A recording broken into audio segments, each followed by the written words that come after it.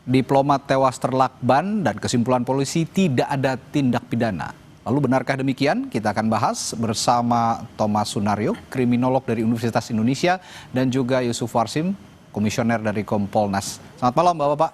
Selamat malam. Thomas, Pak Yusuf. Saya ke Pak Yusuf dulu. Pak Yusuf, kesimpulannya adalah tidak ada tindak pidana. Tapi sepertinya keluarga tidak puas, keluarga korban ataupun keluarga Arya Daru ini tidak puas dengan kesimpulan polisi itu dan diminta agar penyelidikannya juga dilanjutkan, meskipun polisi menyatakan ini tidak ditutup kasusnya ya, masih akan berlanjut. Bagaimana harusnya polisi menyikapi tuntutan keluarga ini? Baik, terima kasih. Pertama tentu Kompolnas sebagai pengawas eksternal kinerja kepolisian, kami juga tentu melakukan pemantauan bagaimana nantinya yang pasti sikap dan respon keluarga ini sangat penting. Karena Kompolnas sendiri sudah bertemu juga dengan pihak keluarga, dengan istri tentu apabila memang benar respon keluarga terhadap hasil penyelidikan yang sudah dirilis kemarin itu katakanlah belum puas, masih ada pertanyaan-pertanyaan, insya Allah kita akan ketemu kembali, memastikan kira-kira pada sisi mana yang masih perlu dipertanyakan. Yang kedua, Kompolnas sendiri di dalam proses penyelidikan yang kemarin sudah disimpulkan hasilnya, tentu melihat apa yang disampaikan oleh Pak Direktur itu kan sebenarnya dalam bahasa hukumnya itu ya kalau mau tegas, kalau berdasarkan Perkap nomor 6 tahun 2019 tentang penyidikan tindak pidana, hasil penyelidikan itu wajib digelar untuk menentukan peristiwa pidana atau bukan. Tapi kan bahasanya tidak dalam diksi itu. Pertama, disampaikan belum menemukan unsur peristiwa pidananya. Gitu ya. Tapi dalam interaksi dengan rekan-rekan media, diksinya menjadi tidak. Jadi belum atau tidak. Baru kemudian ada catatan kita bahwa Pak Direktur membuka berbagai macam informasi-informasi nantinya apabila ada dari siapapun yang itu bisa dilakukan pendalaman. Itu sangat penting itu. Artinya bahwa kemarin itu sebenarnya merilis ya namanya penyelidikan itu apabila pun hasilnya tidak ditemukan peristiwa pidana atau lebih tegas lagi bukan peristiwa pidana, tapi penyelidikan itu bisa dibuka kembali ketika ada bukti baru. Ada catatan yang kedua, masih berupaya untuk mendapatkan ataupun menemukan handphone yang sehari-hari yang digunakan, yang itu kita anggap terakhir yang itu off. Ya, itu jadi kunci sebenarnya. Ya, apakah nanti ditemukan ada petunjuk yang itu sifatnya petunjuk baru? Bisa saja, bisa saja. Berbeda kalau itu penghentian penyidikan. Kalau penyidikan itu kan tindakan penyidik untuk membuat terang peristiwa pidana itu dan menemukan siapa pelakunya. Kalau dihentikan di SP3, nggak ada upaya selain pra-peradilan yang membatalkan itu alasannya polisi sampai detik ini juga tidak menutup itu ya. Jadi memberikan kesempatan penyelidikan dibuka kembali karena salah satunya barang bukti handphone yang krusial tadi belum ditemukan gitu ya. Betul. Kompolnas sendiri kan sebenarnya sudah melakukan pendalaman di dalam penalaran apabila ini dikatakan dugaan tindak pidana yang itu almarhum sebagai korban pembunuhan. Kita nalarkan betul itu. Tapi di dalam penalaran bahwa ini diduga pembunuhan tidak mendapatkan satu dukungan bukti dan fakta yang bisa mendukung itu. Pertama, soal identifikasi sidik jari. Lakban itu kan lem. Itu melekat itu benda apapun itu membekas gitu. Ternyata identifikasinya hanya sidik jari korban. Waduh. Tidak ditemukan ada sesuatu yang bersifat lain. Nah, itu. Pak Thomas, keluarga sepertinya tidak puas dengan hasil kesimpulan sementara ini. Kalau dibilang sementara, saya bilang sementara karena penyelidikannya bisa saja dibuka kembali dan belum ditutup. Tapi menurut kacamata kriminologi, kira-kira mengapa keluarga korban ini masih menuntut untuk penyelidikan ini dilanjutkan dan menyatakan bahwa ini bukan peristiwa bunuh diri? Ya, ini kan lebih ke misterius ya. Dan perilaku manusia itu kompleks. Ya, makanya kan polisi menggunakan scientific investigation. Nah ini yang di luar ini sudah berkembang begitu liar ya, macam-macam. Tapi saya ingin melihat juga bahwa perilaku manusia ya, itu banyak faktor, tidak mungkin dipengaruhi oleh satu faktor. Yang pertama, kalau menurut seorang psikologi sosial ya, itu ada kebutuhan manusia. Yang paling dasar adalah kebutuhan untuk bernafas, seks. Kalau nggak ada seks kan kita nggak ketemu di sini. Untuk keturunan, rumah dan sebagainya. Yang kedua adalah kebutuhan psikologis, artinya rasa aman. Rasa aman itu bukan hanya polisi ya, misalnya kalau kita mau bercinta atau mau selingkuh kan cari tempat yang aman. Nah, lalu juga kebutuhan sosial. Kebutuhan sosial ini nilai dan norma. Ya, dan kalau itu sudah disepakati secara umum itu jadi budaya. Nah, nilai dan norma ini yang menentukan apakah itu kejahatan atau tidak. Ya, jadi yang pertama yang sudah diketemukan adalah sebab kematian. Ya, tadi sudah dijelaskan oleh dokter. Nah, tadi juga disebut oleh psikolog ada tekanan. Secara sosiologis ya, itu ada berbagai bentuk bunuh diri. Kalau itu bunuh diri ya, sementara yang pertama itu bunuh diri yang egoistis.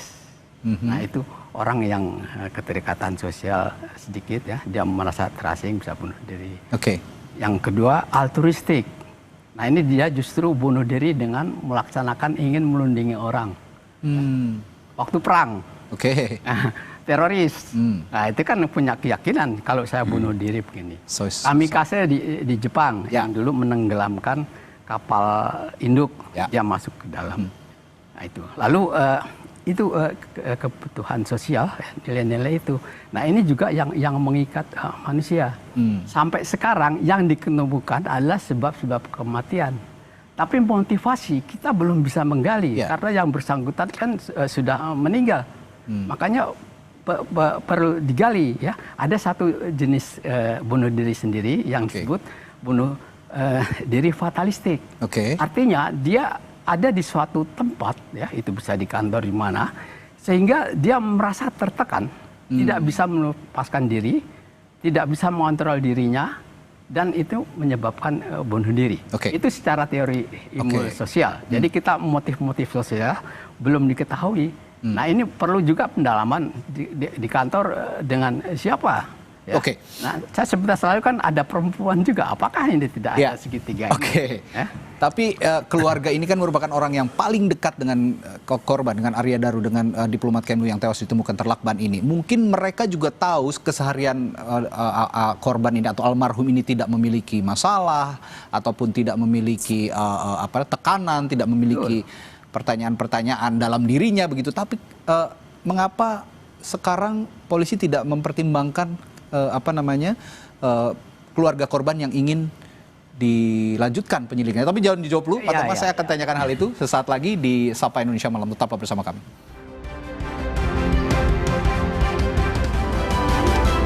Masih membahas kesimpulan polisi terkait tewasnya diplomat muda yang terlakban di Indekos, yang disimpulkan polisi tidak ada tindak pidana. Tadi saya bertanya ke Pak Thomas sebagai kriminolog bahwa keluarga sampai sini belum percaya begitu ya bahwa Arya Daru ini melakukan bunuh diri dan meminta polisi melanjutkan penyelidikan supaya benar-benar tahu apakah ini benar-benar motif bunuh diri atau tidak. Dan saya menduga, ini dugaan saya, nanti bisa dievaluasi lagi oleh Pak Thomas.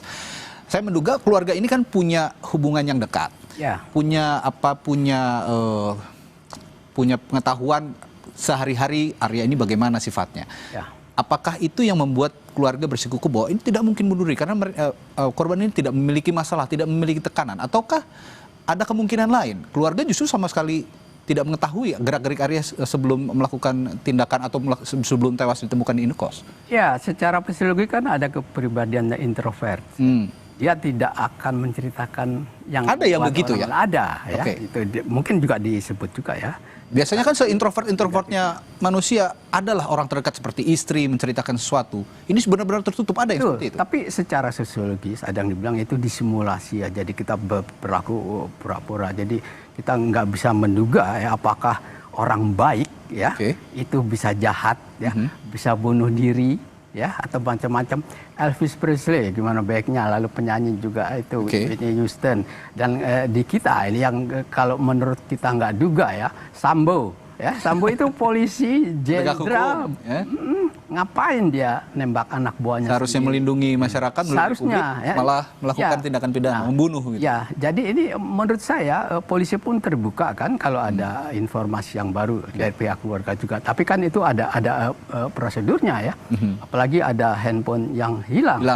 Lalu dari teman-teman di kantor itu kan hanya sedikit yang di dalam ya.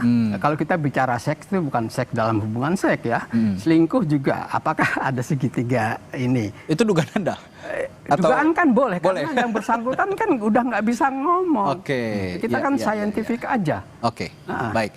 Pak Yusuf, saya tahu Kompolnas juga sempat berbincang dengan keluarga begitu ya, beberapa waktu ke belakang sebelum polisi menyimpulkan bahwa ini tidak ada tindak pidana dalam peristiwa tewasnya Arya Daru. Pada saat itu apa saja sebenarnya yang dibicarakan oleh pihak keluarga? Adakah juga gerak-gerik Arya atau keseharian Arya diungkap oleh keluarga pada saat berbicara dengan Kompolnas? Ya, itu tanggal 20 Juli kan, tim Kompolnas ke Yogyakarta bertemu keluarga. Nah, yang pertemuan dengan keluarga itu sebenarnya yang paling sangat penting adalah kepada istri.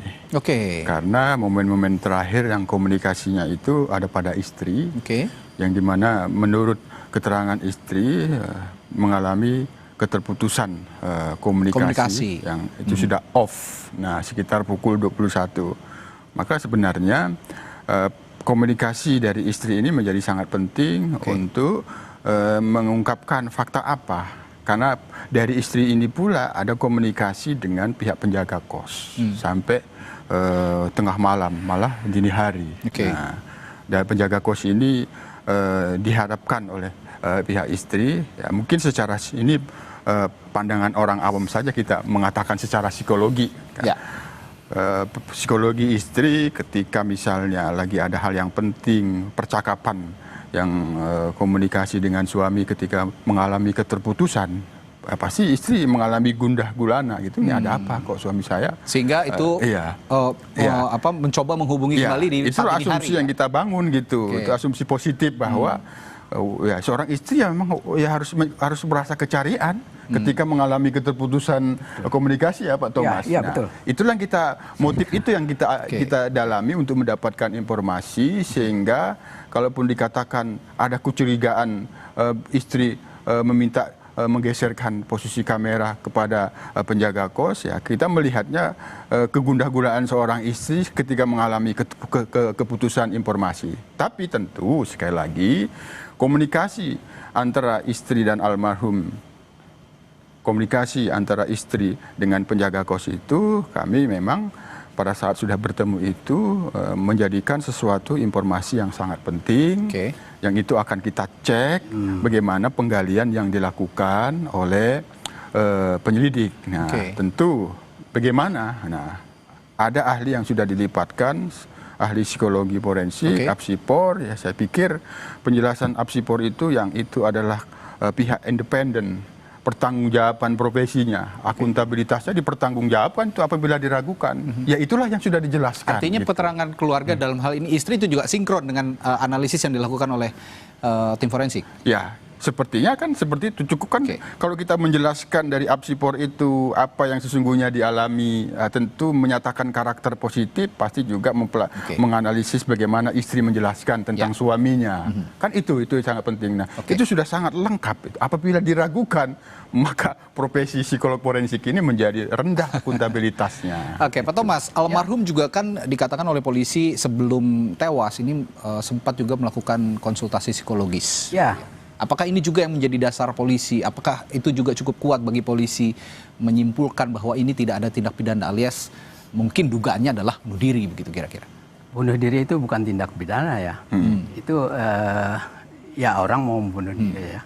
Kalau itu disebut pidana nanti orang dengan sempurna akan bunuh diri. Tidak ada tindak pidana oleh polisi dan disimpulkan dalam hal ini bunuh diri begitu. Apakah itu juga membantu tadi soal konsultasi psikologis itu tadi? Jadi artinya kan tidak ada pidana ya. Bisa disimpulkan bunuh diri. Atau kan ada yang mengatakan itu kecelakaan. Nah, kecelakaan itu apa?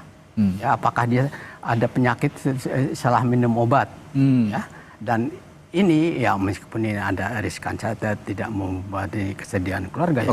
Tapi di dalam buku ya yang ditulis juga orang yang punya kelainan kejiwaan itu, Marquis de Sade, orang Perancis bangsawan, dia menulis tentang ratusan kelainan seksual ya. Itu antara lain yang dia bisa menikmati ya kelainan seksual kalau dia napasnya berhenti. Dan apakah benar apa tidak, itu kan nanti ada psikiater dan sebagainya. Nah, sebab orang tertidur pun itu kan di dalam mimpi bisa melihat. Nah, orang narkoba kan macam-macam sekarang. Mau cari yang apa? Kamu yang bercinta yang ini. Nah, itu perlu digali juga. Apakah kecelakaan atau tidak? Nah, ini bisa polisi menjelaskan. Ini kan masyarakat semua yang bicara juga mereka bukan orang-orang yang tidak mengerti. Banyak mereka juga yang dari psikiater di luar gitu. Ya, polisi sendiri pun kadang-kadang, oh ya mungkin betul. Terakhir Pak Thomas, ini kan satu barang bukti sebenarnya yang masih dicari oleh polisi. Telepon genggam ya Pak Yusuf ya. Yang sampai saat ini tidak diketahui keberadaannya, dan saya yakin ini menjadi barang bukti yang sangat krusial karena di situ ada komunikasi dengan siapa saja almarhum berkomunikasi. Nah, apakah nanti ketika handphone atau telepon genggam ini dibuka ataupun ditemukan begitu, ini justru yang benar-benar menjadi titik terang kasus ini?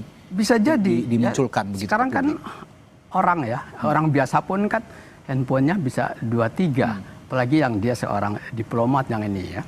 Banyak relasi dan sebagainya. Itu kan macam-macam ya. Ada yang buat bisnis misalnya, ada yang kantor, ada yang buat istri, ada yang buat lain-lain ya. Ya, itu alat komunikasi dengan siapapun. Betul. Ya kan sekarang kita yang mau minta cerai aja bisa pakai handphone. Ya. Mau janjian dengan perempuan bisa lewat ini. Ada khusus itu. Jadi artinya ya tidak menuduh itu, tapi handphone itu bisa berbagai macam informasi kalau ketemu. Tapi kalau yang bersangkutan membuang yang kita tidak tahu atau dimusnahkan ya misteri saja. Sulit, ya? Nah, berarti terakhir saya ke Pak Yusuf, kira-kira polisi bisa nggak menemukan atau sudah ada titik terang nggak untuk menelusuri keberadaan telepon genggam milik almarhum ini? Ya, secara teori kalau kita jelaskan dari ahli cyber kemarin itu, ketika sudah off, sudah tidak bisa aja sinyal. Ya. Sulit sekali dilacak. Yang diketahui terakhir off itu di mana? Di GI katanya. Kecuali dia hidup. Nah, hidup sinyalnya menyala kan begitu. Disitulah menjadi tantangan. Namun kita tentu dari awal memang menanyakan, ini handphonenya di mana gitu. Tapi setelah dicek karena ada data yang dari handphone itu terkonek dengan device lain, itu notebooknya atau laptopnya, sehingga dari laptop itu diungkap ada fakta-fakta yang sudah bisa menjelaskan, sehingga nilai urgensitasnya itu menjadi bukan ini tanpa ini pun bisa, tapi mungkin ada petunjuk lain bisa saja karena pasti dipastikan tidak semua datanya itu terkonek ke device lain, itu bisa saja. Oleh karena itu ya kita tetap mengapresiasi apa yang disampaikan oleh Direktur Penyidik Polda Metro Jaya akan berupaya mencari, ya itu akan terus kita pantau bagaimana hasilnya nanti. Kita akan sama-sama juga nantikan, terlebih ada tuntutan dari pihak keluarga agar penyidikan ini tidak dihentikan karena masih ada ganjalan dari pihak keluarga. Meskipun tadi kita bahas kemungkinan keluarga ada sesuatu yang belum juga diinformasikan kepada publik gitu ya. Apa sebenarnya yang terjadi sesaat sebelum diplomat muda Kemlu ini tewas ditemukan terlakban di perlu kejujuran semua pihak. Harus ada kejujuran semua pihak. Baik, terima kasih Pak Thomas, Pak Yusuf sudah hadir di studio Kompas TV untuk Sapa Indonesia Malam. Kita bertemu lain waktu. Selamat malam, Bapak.